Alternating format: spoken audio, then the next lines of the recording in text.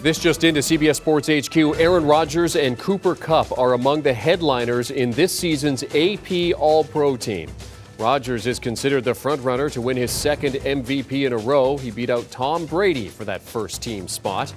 Kupp, one of 5 who were voted in unanimously. He pulled off the receiving triple crown, leading the league in receptions, yards, and touchdowns. The league's leading rusher, the Colts' Jonathan Taylor, also got 50 votes. Here's the first-team offense. Rodgers, his favorite target, Davante Adams, joins Kupp and versatile 49ers double threat Deebo Samuel. San Francisco left tackle Trent Williams made it for the first time in his 11-year career, and Eagles center Jason Kelce is here for the 4th time.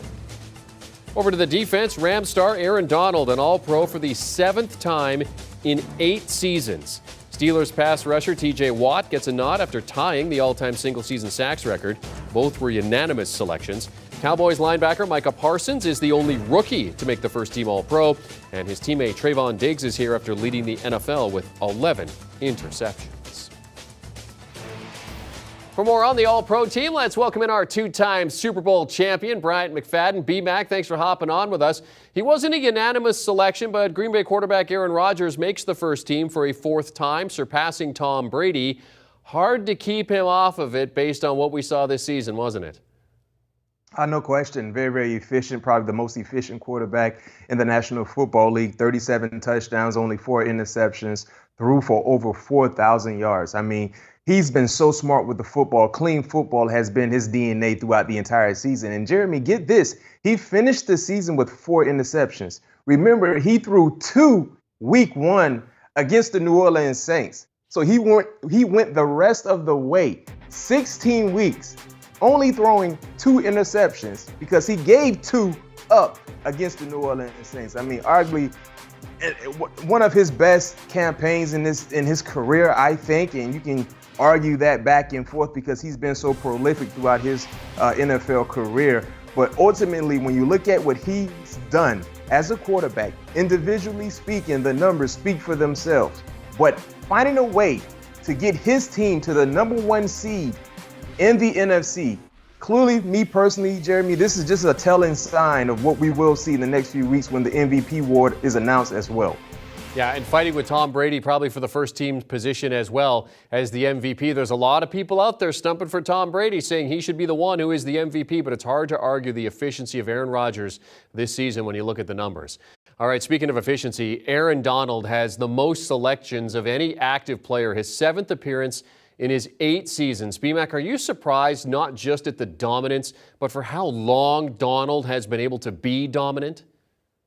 Well, Jeremy, if you would have asked me this question maybe 4 or 5 years ago, 6 years ago, I'm surprised. But now this is who he is. Trust Aaron Donald to be who he's shown you he has been throughout his entire career. He is the most dominant player. He is one of the more consistent players on the defensive side. He is just a playmaker through and through. And because of that, we're able to highlight these unbelievable achievements he's been able to achieve. And get this, he's still continuing to add to his resume. He's not done. The way he keeps himself in shape, his cardio is always up to par. The strength, the weight room, regiment, everything. This is a guy who loves football and he loves dominating offensive linemen week in and week out. So, no, I'm not surprised. This is who Aaron Donald is. Still one of the most feared defensive tackles in the game as you take a look. As mentioned, 7 first-team All-Pro selections in 8 years in the league. All right, let's talk about rookies. Dallas rookie linebacker Micah Parsons. I mean, he's a lock to win Rookie of the Year, and he is the only rookie on the first team. Solid recognition for how he's taken the league by storm, isn't it? No question. He does so much for the Cowboys defensively. He's a 5'2" player.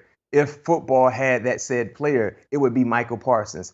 You've seen him impact the ball game as an outside rusher. You've seen him impact the ball game as an inside rusher, a linebacker in the box, dropping in coverage, following the football. A 3-down terror is who Parsons is for the Dallas Cowboys. And remember, throughout the course of the season, he was in that Defensive Player of the Year conversation as well. So most sacks by a rookie since Aldon Smith, and we know what type of rookie year Aldon Smith had in 2011 for the San Francisco 49ers. I mean, the sky is the limit for number 11, and I know Cowboy Nation, they just so excited that they have the luxury of cheering for Micah Parsons every Sunday. And of course, they've got the wild card game against the 49ers. This weekend should be a good one in Big D.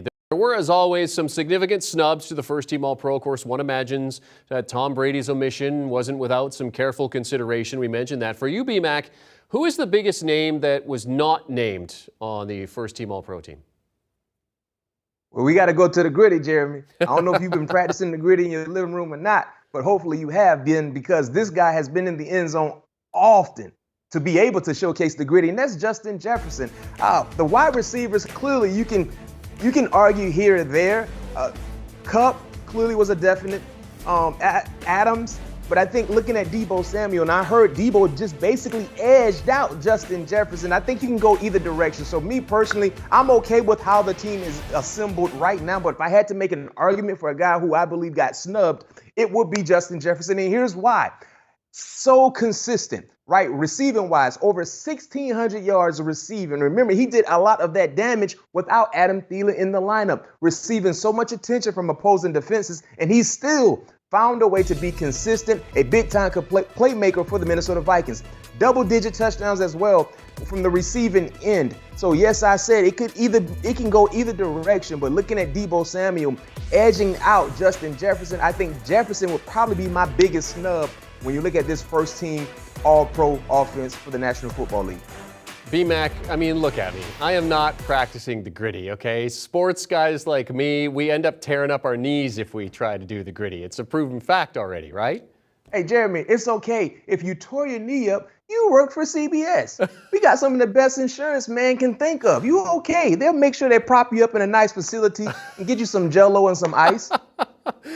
I appreciate you, B-Mac, our two-time Super Bowl champion, part of our NFL Brain Trust here at CBS Sports HQ, talking about first-team All-Pro selections made on Friday. Thanks for hopping on, B-Mac. Good to see you.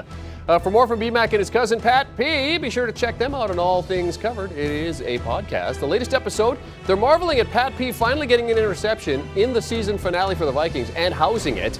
And, of course, the subsequent firing of his head coach, Mike Zimmer. Download and follow the All Things Covered podcast wherever you get your preferred podcast audio.